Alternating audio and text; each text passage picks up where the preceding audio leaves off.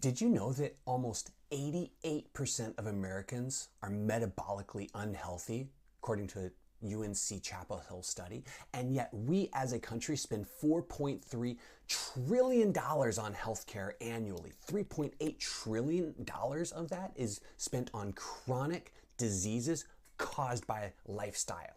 Today we're going to dive into how your body's designed to heal and from the inside out, how it works, and so that you can actually make better choices so you don't have to be just another one of those statistics. I'm Dr. Will, a family wellness chiropractor, and we believe that when God put you together, He didn't make mistakes. You are designed to be healthy, and so it's our passion to help families unlock their God-given healing potential from the inside out. If you've ever wondered why you're not experiencing the health that you know that you're designed to live, despite following all of the best recommendations that your doctor has given you, this video is for you.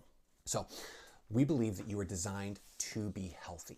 Now that means that your body is, that necessarily means that your body is smart. Like think about your heart. You don't have to think about pumping blood through your heart like 100,000 times every single day. It does it whether you're thinking about it or not. It does it when you're sleeping, when you're awake. You don't have to think about breathing. You breathe almost 20,000 times every single day. Maybe we'll take everyone through the screen. This is kind of weird, but we're going to do this. Take a deep breath. Thanks for playing along. Like you can control your breathing, but your body thankfully automatically does it without your input 20,000 times every single day. Whether you're sleeping, you're awake, whether you're running outside, whether you're cooking dinner, you're on a phone call, you're typing at your desk. Your body automatically takes care of all of these things. I had a delicious breakfast this morning. I'm not thinking about the billions of biochemical reactions that have to happen in my intestines and my gut and my stomach and my pancreas and my liver and all of those working together to break down that delicious breakfast and convert it into muscle and tissue, right? So our body is designed to be healthy, and it's necessarily very intelligent in order to get us there, which means if my body's designed to be healthy, that being healthy should be normal. And being sick should be abnormal. Now, this doesn't mean that feeling good means I'm healthy, feeling bad means I'm sick. Feeling bad can actually be a sign that your body's working correctly. Think about like food poisoning. That's your body getting rid of stuff, so it's trying to get healthy again. But also think about feeling good. We know that 20% of heart attacks are completely asymptomatic, which is wild to think about.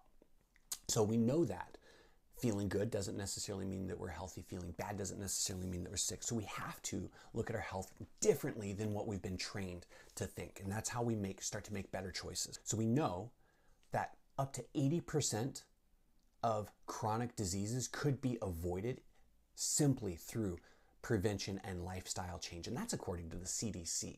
So they say that 80% of chronic disease in America could be prevented just by making better lifestyle choices. And so what are those lifestyle choices?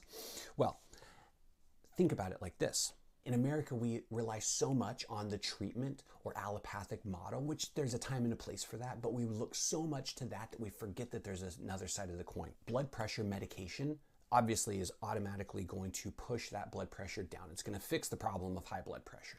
But why is the problem there in the first place? That's what we should be asking ourselves. So instead of just trying to treat it, how can we prevent it and promote health from within so that we know, okay, yeah, CDC says that regular physical activity can reduce the risk of heart disease and high blood pressure by 35%.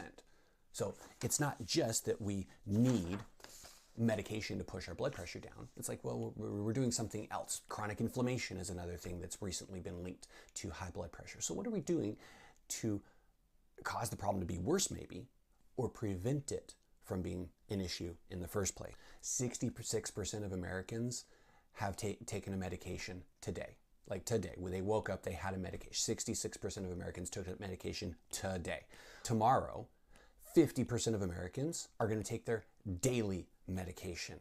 What is it? 25% of Americans are on at least 4 or more daily medications. Almost 20% of our children are on a daily medication. That's not 50% of the population is chronically deficient in like high blood pressure medication or Lipitor, right? We as a society don't take good enough care of ourselves, and so we want to do a better job. Check this out. In the United States, 1.5 million people go to the ER every year for adverse drug reactions, a third of which require ongoing hospitalization. It's not a problem of lack of medication in our bloodstream. There's a time and a place for that. Yes, I know. But we're waiting until things are so bad that we have to intervene with drugs and surgery rather than preventing and promoting from the inside out. And that's what I want us to do. Think about differently. The cost of treating type 2 diabetes for a year for an American is almost $10,000. And that's not including all of the other health consequences that come with all of the risk factors for being type 2 diabetic, for what causes type 2 diabetes in the first place. Flip that on its head. What's the cost? What's my out-of-pocket cost for going for a walk every day after lunch? What's my out-of-pocket cost for choosing to have one more serving of vegetables rather than starchy processed grains? What's my out-of-pocket cost for choosing to buy organic on as much as I can at the grocery store? So 10 to 20% increase in my grocery bill, which I know is already ridiculous. I have a growing family myself. My 2-year-old eats almost as much as I do on a daily basis. So I understand that the grocery bill is a sacred cow for so many people. But what does it look like to just make a few better choices? And maybe it's not everything, but what does it look like to make just a few better choices? Now I have prevented that, diabetic situation. Now I'm not treating that disease, and now I'm also not dealing with all of the other health consequences that come with having that serious metabolic condition. So what does that look like? There's like 3 things that I really want you to focus on. There's a couple of things that I want you to focus in on. The first one, do you guys know that you shouldn't eat McDonald's 3 times a day? So we know that nutrition is important, right? And we know that we should make better choices and try to prevent making as few terrible choices as we can. But so many people overcomplicate nutrition and diet that it's like, oh, it's too difficult, it's too complicated, I don't know where to begin. I'll tell you where to begin. Eat what God made the way that He made it.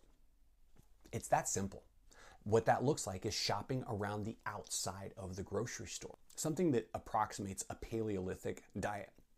Paleo has been made really popular over the past 10 years or so, but essentially that's what we're looking for in a healthy diet. Lots of meats, lots of dark leafy greens and vegetables, and then obviously we can sprinkle in everything else on top of that. But the foundation of a healthy diet is green stuff and things that used to eat green stuff. So that's really where we're going to get the majority of our healthy nutrition. And everyone can do that a little bit differently. And there's specific choices that you might make that are different than mine. But for the most part, I like to tell the people I take care of, eat what God made the way that He made it, and you're probably not going to go wrong. Whole nutrient-dense foods, whole foods in general is going to be the way that we want to go with this. The less that we eat processed products, food products, the better off we are health-wise. If the ingredients list has more ingredients than fingers on your hands, then we might want to make a better choice, and we can make a special exception for like all of our fingers and maybe a couple of toes occasionally. The closer we are to healthy, whole foods, the better off we are. So start small. Maybe it means just having an extra helping of veggies at dinner tonight.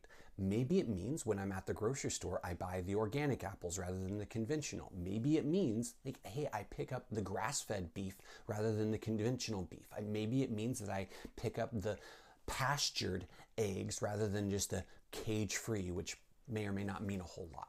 So I'm starting to make small, sustainable, healthy choices. And yes, that adds up, to your grocery bill. But again, think about not having to treat the diseases that I might experience 20 years down the road. It pays off. Start your day with a green smoothie. Kids love this. 1, it's fun. 2, it's tasty. And 3, I love it because we can pack it full of some vitamins and minerals that they might not get otherwise. In our family, a green smoothie looks like a whole bunch of leafy greens. Usually we've got just some spinach that we throw in the freezer so it's ready and available. It does involve some frozen fruit. I'm not gonna lie, we throw some frozen blueberries or mangoes in there, and that really spices it up a little bit. You can use just water, but we love putting in like some coconut water or some coconut milk in there to give it some extra electrolyte boost. And we absolutely will throw some collagen powder to beef up the protein content, or maybe I'll throw like some peanut butter or some nut butter in there. And also an easy way to sneak in some probiotics or some fish oil is dump it back in there, and depending on how you make yours, the flavor profile is not going to be thrown off because you got plenty of fruit in there to cover it up. And so that's an easy way that we actually sneak in some extra probiotics, some extra electrolytes, some extra fiber, some extra omega-3s, especially for our growing 2-year-old. So that's an easy way to start your day, and you can, fill your whole blender up and you've got enough for you, all of the kids, and maybe even one to take to work for a snack later on. We know that movement is going to be important. And so obviously everyone's heard about like exercise, and you know that you need to go to the gym. Start simple. It doesn't have to be that complicated. I've thrown the example around before of like going for a walk after a meal. There's a really cool study done a couple of years ago that showed that just going for a short walk after a meal dramatically changed the way that fat storage works in the body. That's reason enough for me to get outside and go for a stroll. But there's some really cool studies that show, like everyone's heard like the 10,000 steps. It turns out that was just an easy thing to remember. But there's been several studies, and some recently, that validated that increasing our step count every day actually does make a measurable impact and difference on our overall health and health outcomes. So the general guideline is try to move at least 30 minutes a day. And this doesn't have to be super complicated. There was a 2001 study in JAMA that showed that like breaking the threshold of 7,000 steps a day, which is 3 to 4 miles for most people, 7,000 steps a day leads to a 50% reduction in all-cause mortality. 50% like lower chances of dying just because we got 7,000 steps in a day. And it's because that person who walks 7,000 steps in a day is going to be more metabolically healthy than the person who sits on the couch all day. However, even that person who sits on the couch for most of the day can receive some of these benefits. There was a meta-analysis done back in 2023, the European Journal of Preventative Cardiology. And they saw that the benefits of activity really started to kick in around 2,000 steps per day, which is just under a mile. So walking 1 mile a day, you're starting to get statistically significant benefits to your cardiovascular outcomes and your reduction in all-cause mortality. Fancy ways of saying you're healthier if you walk at least 2,000 steps a day. And they saw that the biggest jump was if adding on every 1,000 steps with some diminishing returns around 10, 11,000. So if you're in the 4,000 to 8,000 step range, you're actually doing really well. So walking 2 to 4 miles a day is a huge benefit and change to your overall health. Now, you don't have to walk 2 to 4 miles every day. You can go to the gym for 30 minutes and participate in a high intensity training class, and that's going to satisfy your fitness requirement. But just getting up and moving more is way more important than most people want to believe, but it's also way easier than most of us complain about. So just getting up and moving more is going to be significant. Mindfulness, we know that mindfulness, reduction of stress, that's going to be important overall. There was a study done, Journal of Positive Psychology, that gratitude practices, just having a habit of spending 5 minutes in the beginning of the day or the end of the day and just thinking through, hey, what am I thankful for? What are like the 5 things that I'm glad about, thankful for, happy about today? Even if the rest of the day was absolutely horrendous, if I can pick out 3 to 5 things that I'm thankful for, that was associated with a 35% reduction in anxiety and depression. And that's separate from utilizing any medication for those things. And so just having an attitude of gratitude, it's a cliche, but it stuck around because it works. We know that we have to have a healthy diet. We know we got to move around a little bit. We know that we have to have a healthy mindset. If I'm doing all of that, you say, Dr. Will, I'm doing all of that. Do I need a supplement on a daily? Do I have to still take, something in order to help my body out? And the answer is, if you're absolutely perfect, no. But I'll tell you this, I take a couple of daily supplements because I know that I'm not 100% perfect. I know that I don't make perfect choices all of the time. And I know that even the quality of the food that I have, even though we try to source, local, sustainably raised beef, which we pay extra for, but I know I know the farm that our beef comes from. I know how that they take care of those animals really well. And it tastes better than what I get from the grocery store. We know where our eggs come from. We try to make sure that we, make better choices with, the produce and the vegetables. We buy local, when it's in season during the summer at the farmer's market. So we do the best that we can. And yet, the USDA had a report a few years ago that 90% of Americans are deficient in at least one essential nutrient. So Journal of Food Composition of Analysis saw that soil depletion has reduced the nutrient density in fruits and vegetables by up to 40% over the last 70 years. So think about it like this. Is the world that we live in today more or less toxic than it was 50 years ago, 5 years ago? Is the food that we eat today more or less nutritious than it was 50 years ago, right? And so we want to make sure that even with our better choices that we're covering our gaps. That's me personally, and that's how we take care of our family. There was a study done, National Institute of Health, 75% of people don't get enough magnesium just through their diet alone. It was one example, right? Vitamin D is another one, especially for those of us who live in northern climates. I live in Michigan, and we said goodbye to the sun about 30 days ago. So we're going to be in perpetual cloudiness for the next 3 to 4 months. And so in our family, we use a red light in the evenings, and we take some extra vitamin D during the winter months because it is cold and it is dark outside most of the time. And so we try to take good care of ourselves with that.